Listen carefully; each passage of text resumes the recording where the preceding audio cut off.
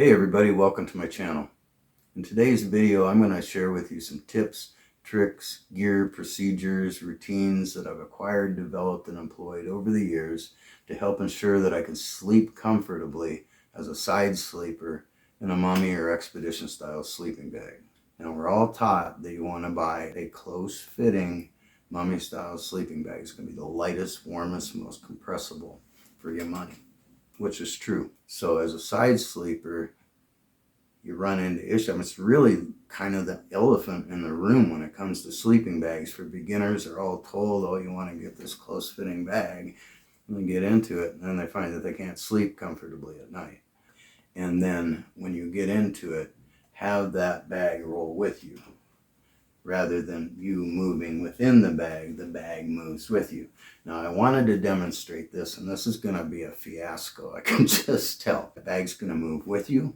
You're not going to be able to move much within that bag. You're just going to be able to turn to the side, and the whole bag moves with you, so the hood moves with you as well. So that's option A, and that's the one that most people end up employing. Now, years back, Big Agnes came out with a sleeping bag called the Sidewinder. And it took me a while to study on the bag to really figure out what it was about. And that's basically what it is. It's a sleeping bag with a zipper on the side, but the hood is turned sideways. So you get in that bag, and I don't have one to show you, but it's a neat concept because it keeps the zipper on the side, and you can roll from side to side, and the zipper's always in front of you. It's kind of cool. Problem is, for specific applications, they only offer it in a couple different temperature ranges, and most of my camping is done in cold weather, so there really aren't good options for me there. But it is a bag to look at. Between me and my two sons, we probably own 30 sleeping bags, but not one of us has a close-fitting, very efficient down sleeping bag. We all enjoy a little extra room. This is the closest I could come up with for a tight-fitting mummy down sleeping bag. This is a REI Helio 40-degree regular length down mummy bag. You guys are finally going to see me get into a sleeping bag. I wanted to avoid this at all costs, but I need to share this part with you.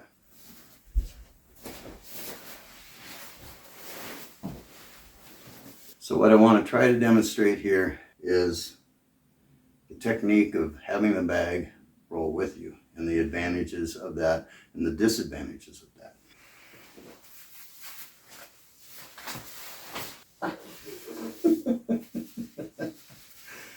It's been decades since I've tried to get into something like this. Torture.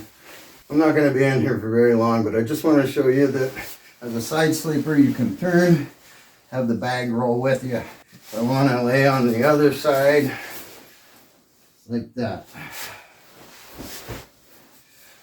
At least the hood isn't in your face. And if you got enough room, you might be able to put one leg over the top of the other. Cooking. God, let me out of here.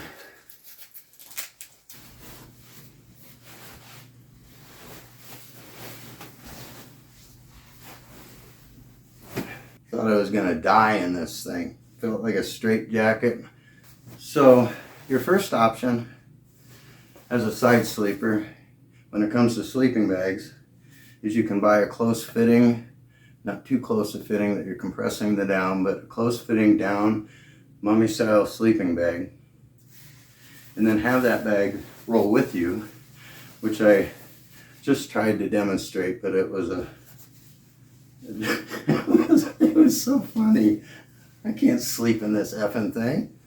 Jeez. Anyways, so first option is you can get into a close-fitting mummy style bag and have that bag roll with you. You can cinch the hood up, cinch it up around the neck, roll from side to side. You'll be laying on the zipper at least half the time, but it's good and that the hood moves with you. Because when it comes to side sleeping, in a mummy style sleeping bag or expedition style sleeping bag,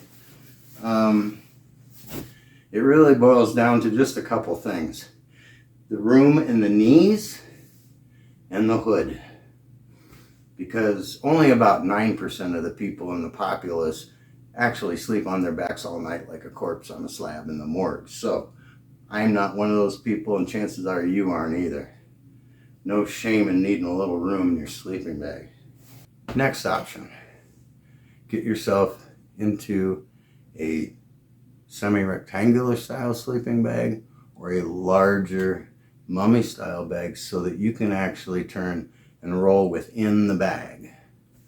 That's a lot more comfortable, and if you go with a high-end bag like Western Mountaineering or Feathered Friends, you're going to be able to enjoy a little extra space and still get a super lightweight compressible bag. I don't like the bag to roll with me. I want to roll inside the bag. Problem with that is, for a side sleeper, if he is in the knee area, if the taper of the down bag is really tight, you're not going to be able to do anything with your legs at all, because you're going to turn to the side. You're not going to be able to tuck them under because there's just not enough width in there. So you got to deal with the knee part. If you can have them together, you know, put towel in between your knees or whatever. I got bony old knees, man. They hurt when they ride on top of each other. So I tend to sleep in the can opener position with one leg over the top of the other. So I want to demonstrate how I do that in the Badger. Now, this Badger is about as roomy a mummy style bag as you can buy.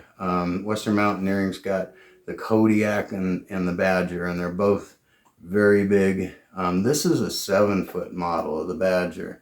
Now, I'm only 5'10", and you might say, oh God, all that extra space. Doesn't bother me a bit. It was $310 cheaper than the 6'6" model. That's why I bought a 7-foot sleeping bag. I'd much rather have a 2-roomy sleeping bag and do something, add some layers or something, than to have too close a fitting sleeping bag that I'm not going to be able to enjoy and get a good night's sleep in. And I'm only going to be in this a brief time because I'm going to sweat. I'm already sweating. So, okay, so this bag is big enough that I can move within the bag. And there's enough room in the knees that I can put one knee over the top of the other. Very comfortable. Like I say, it's a really long bag on me. But see, the bag isn't turning, I'm turning within the bag. When you run into problems is with the hood.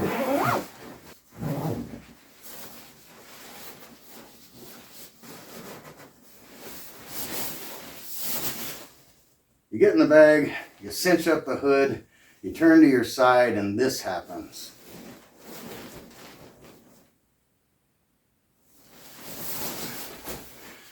You're going to die of apoxia that way. At least I would. Got to get out of this. Seriously.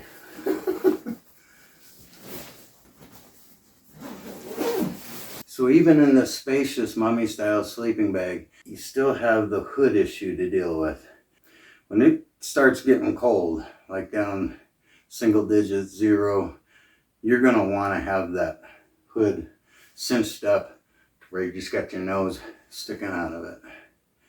And if you turn your head to the side, man, you're not going to be getting any fresh air. In warmer temperatures, that's fine, because it's just not that cold. And if you employ some of the tricks I got here, you can leave that hood open. But see, with the mummy style bag, and the Badger is really a roomy version of a mummy bag, but you still have the hood on a mummy bag will come up around the shoulders, and some are really severely cut, and you know, you got just a little area for your head there.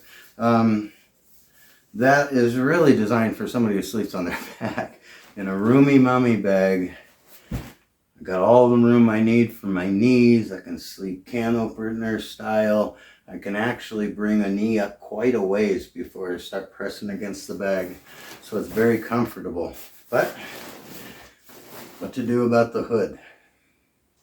One way that I used for years is I just get in the bag and I would turn to the side and then just pull that upper part of the bag with me, twisting it so that my head would be there. So I'm basically twisting the bag at 90 degrees. It's not the best option, it's not the most comfortable, and long term it's not the best on your bag. So here's some things that I do.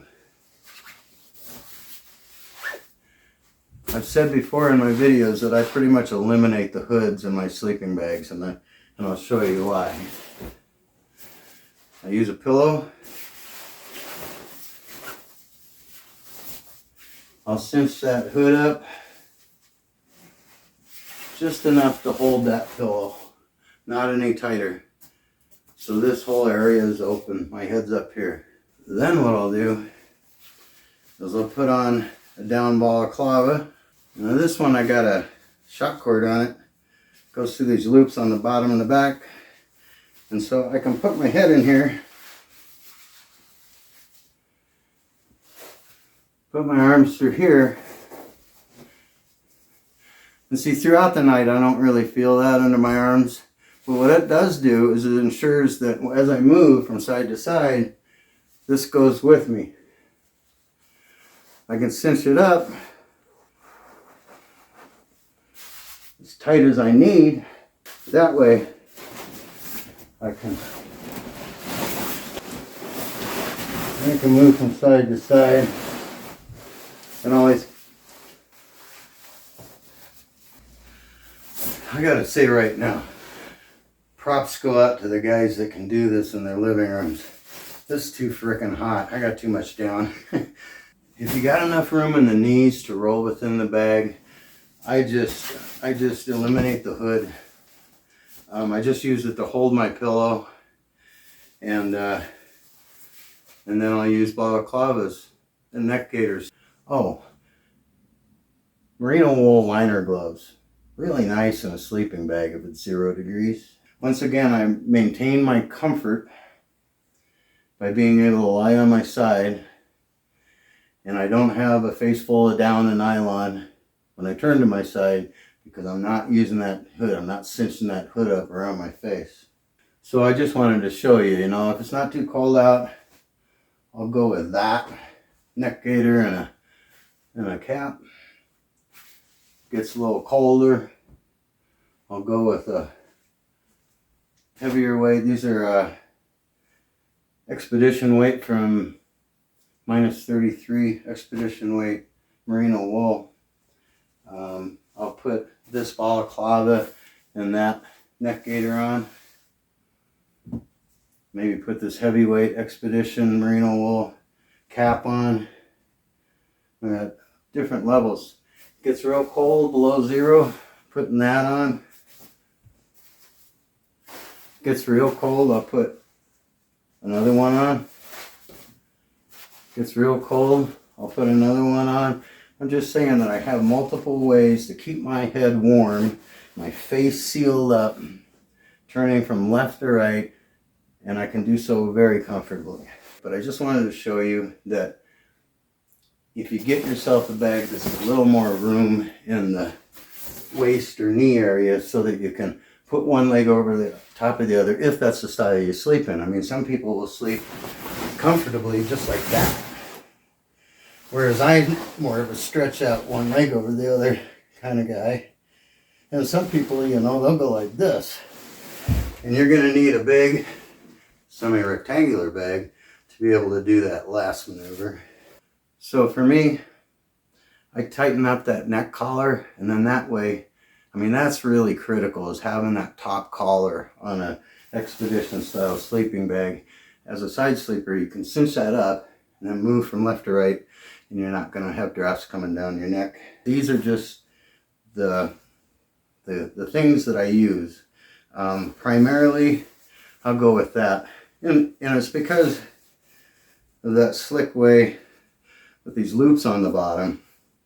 I can put it on. This one here, this is a sweet thing. This is from War Bonnet, high-end quilts, hammocks.